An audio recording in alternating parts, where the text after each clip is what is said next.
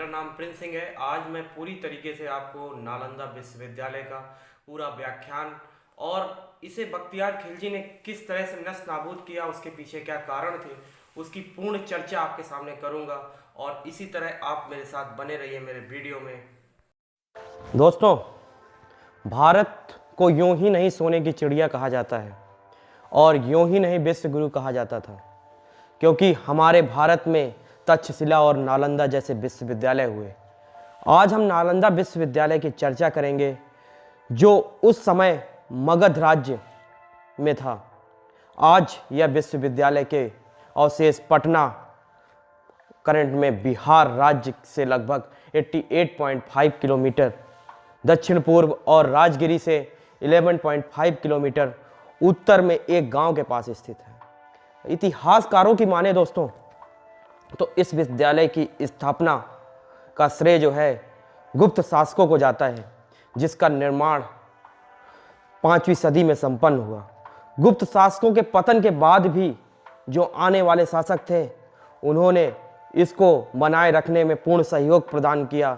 उसमें से प्रमुख थे महाराज सम्राट हर्षवर्धन, जिन्होंने पूरा राजस्व, पूरा राजकोष इसके ऊपर खर्चा किया और इसको पुनः निर्मित किया। और इसके बाद पाल शासकों का भी इस पर पूरा सहयोग रहा, जो ये अपनी ख्याति को इस तरह से पूरे विश्व में विश्वविख्यात करता रहा। और आपकी जानकारी के लिए बता दूं कि उस समय के अनुमानानुसार लगभग ये 40 किलोमीटर की रेडियस में फैला हुआ विश्वविद्यालय था और यहाँ पर लगभग 10,000 स्टूडेंट यहाँ पर शिक्षा लेते थे और उनको पढ़ाने के लिए लगभग 2,000 शिक्षकों का दल यहाँ पर मौजूद था।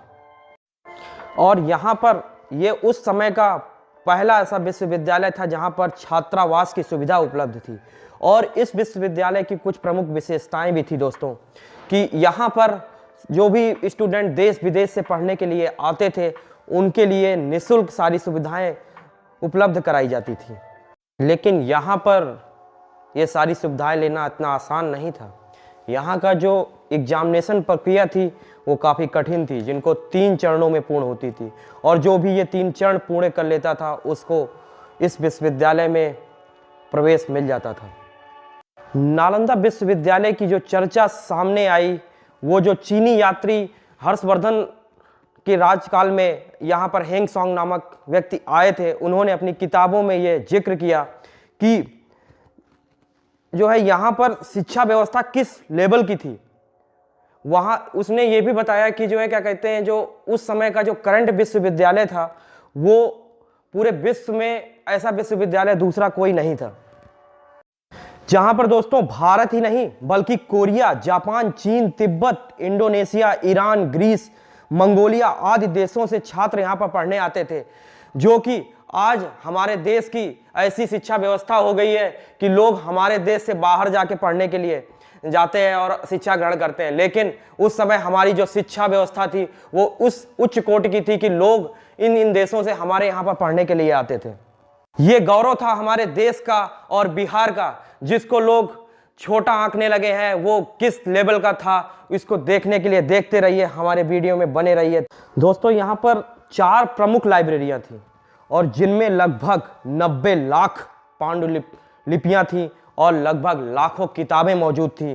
और यहाँ पर उस समय समझ लीजिए कि 9 मंजिला पुस्तक भंडार था। और जिस पुस्तक भंडार में इतनी सारी पुस्तकें थीं, जिनको ढूंढने के लिए कंप्यूटर की जरूरत नहीं पड़ती थी दोस्तों, जैसे आज हम लोग कंप्यूटर से सब कुछ ढूंढ लेते हैं। वहाँ पर वो व्यवस्था उत्पन्न की गई थी कि जिसको कुछ ही समय में, कुछ ही मिनटों में कोई भी पुस्तक को आसानी से ढूंढा जा सकता था।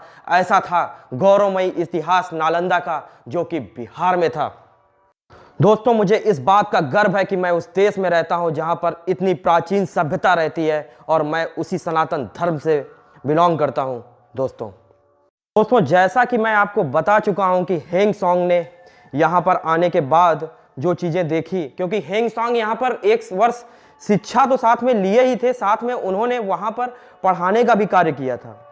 और उन्होंने जो वहाँ पर देखा और जो सुना और जो समझा, उसको बताया। और कहा जाता है दोस्तों कि यहाँ पर ऐसे ऐसे सब्जेक्ट पढ़ाए जाते थे जो आप कल्पना भी नहीं कर सकते थे, वो मैं आपको विस्तार से बताने जा रहा हूं। जहां पर उस समय literature, astrology, psychology, law, astronomy, science, warfare, इतिहास, मैथ, आर्किटेक्चर, भाषा विज्ञान, इकोनॉमिक्स, मेडिसिन आदि कई विषय पर अध्यापन कार्य किया जाता था।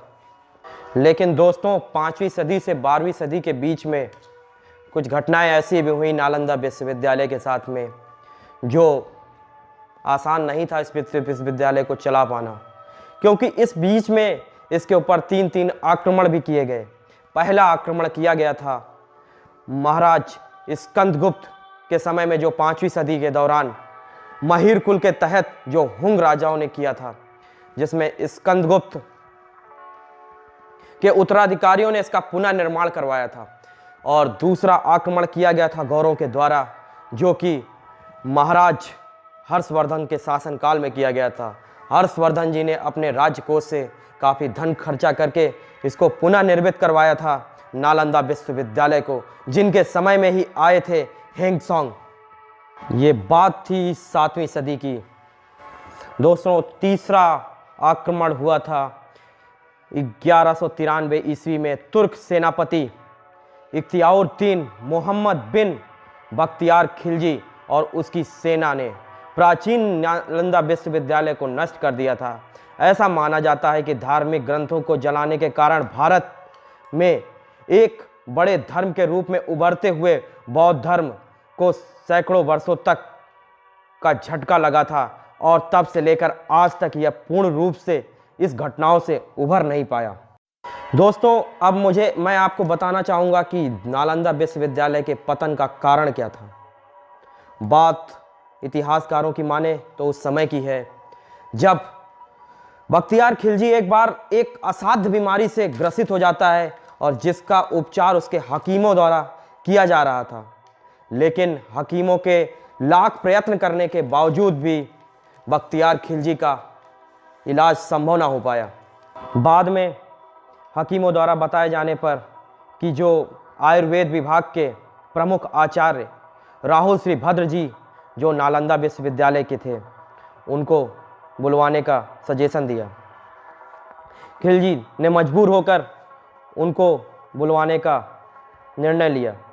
बाद में जब आचार्य राहुल श्री भद्र जी वहाँ पर आए तो बख्तियार खिलजी ने उनके सामने एक शर्त रख दी, जिसकी शर्त थी कि उनका इलाज किसी हिंदुस्तानी दवाई द्वारा नहीं किया जाएगा, और साथ में अगर वो ठीक नहीं हुए तो उसके लिए उन्हें मृत्युदंड दिया जाएगा। अब समस्या ये उत्पन्न हो गई आचार्य राहुल श्री भद्र जी के द्वारा कि यह इलाज संभव कैसे हो। आचार्य भद्र जी कुछ समय के बाद एक कुरान की पुस्तक बख्तियार खिलजी के पास लेकर आते हैं और बोलते हैं कि इस पुस्तक के इतने पन्नों को आप पढ़िए। उसके बाद बख्तियार खिलजी धीरे धीरे जैसे जैसे पन्नों को अपनी जीभ में लगाकर और पन्नों को पलटना शुरू करता था और पढ़ता गया, कुछ ही समय में बख्तियार खिलजी पूरी तरीके से स्वस्थ हो गया। क्योंकि दोस्तों कहा जाता है कि आचार्य राहुल श्री भद्र जी ने कुरान की पुस्तक के ऊपर एक अदृश्य लेप लगा दिया था, जिसके कारण से जो बख्तियार खिलजी था वो ठीक हो गया। इसके बाद शुरू हुई नालंदा विश्वविद्यालय के दुखद पतन की कहानी, क्योंकि खिलजी को ये लगने लगा था कि शायद उससे भी कोई बड़ा धर्म है जो उसको चुनौती देने के लिए हमेशा तैयार है। बौद्ध धर्म जो काफ़ी तेज़ी से भारत में विकास कर रहा था, उसने उसको पूर्णतः मिटा देने का निर्णय लिया। उसने ये भी नहीं सोचा कि जिस आयुर्वेदिक विद्या के द्वारा उसका इलाज हुआ, जिसके असाध्य रोग का जो इलाज करके उसको पूर्णतः सही किया, उसने उसके ऊपर भी तनिक भी दया नहीं खाई। उसी के बाद नालंदा विश्वविद्यालय पर आक्रमण करके उस पूरे पुस्तक भंडार को जला दिया जाता है, और जलाने के बाद वहाँ के जो अध्यापक और जो भी बौद्ध भिक्षु थे उनको निशंस हत्या कर दी जाती है। इतिहासकारों की माने तो जिस पुस्तक भंडार में आग लगाई गई थी, वो पुस्तक भंडार 3 महीने तक जलता रहा और उसका धुआं तो दोस्तों 6 महीनों तक उस पुस्तक भंडार से निकलता ही रहा। कहा जाता है दोस्तों कि उस समय जो बौद्ध भिक्षु वहाँ पर अपने प्राण बचा सके, वहाँ से कुछ महत्वपूर्ण किताबें अपने साथ कपड़ों में छिपाकर तिब्बत की ओर चले गए, जहाँ की अभी बौद्ध धर्म की, जहाँ पर बौद्ध मंदिर है।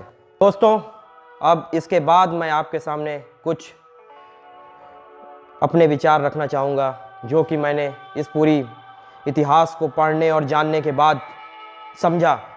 दोस्तों बख्तियार खिलजी द्वारा इस विश्वविद्यालय को नष्ट न किया गया होता तो शायद भारत का शिक्षा के क्षेत्र में कुछ अलग ही स्थान होता और उस शिक्षा का उपयोग जनमानस के उद्धार के लिए किया जाता और अनेक ऐसे असाध्य रोगों का उपचार किया जाता जो अंग्रेजी दवाओं से आज इस समय संभव हो पाता है। वो सब उस आयुर्वेदिक विद्या से संभव हो जाता। नालंदा के विश्वविद्यालय की किताबों के साथ शायद खत्म हो गई। बख्तियार खिलजी की इस गलती की वजह से भारत की एक विकसित शिक्षा व्यवस्था का अंत हो गया, दुखद अंत। इतना था नालंदा विश्वविद्यालय का इतिहास। दोस्तों मेरे द्वारा दी गई जानकारी से अगर आप प्रभावित हुए हैं तो कृपया करके मेरे इस चैनल को सब्सक्राइब, लाइक और शेयर करें ताकि हमारे इतिहास के बारे में और लोग भी जान सकें। Thank you for watching my video.